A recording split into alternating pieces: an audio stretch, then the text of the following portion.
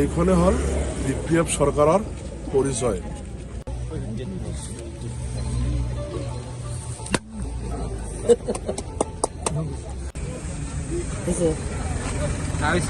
আজি আমার গভর্নমেন্ট অহার মাত্র 2.5 মাস থেকে 3 মাস হল।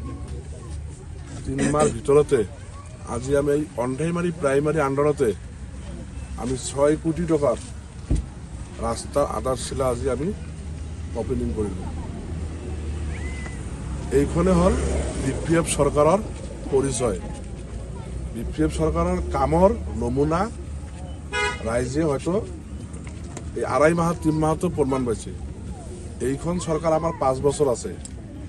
আজি 2.5-3 মাহৰ ভিতৰতে এটা প্ৰাইমাৰী আন্ডাৰত আমি যদি 6 কোটি টকাৰ ৰাস্তা আধাৰশিলা স্থাপন কৰিছো, তাহলে আগন্ত আৰু 4 বছৰ 9 মাহত আমি কিমানখিনি কাম কৰিব পাৰিম।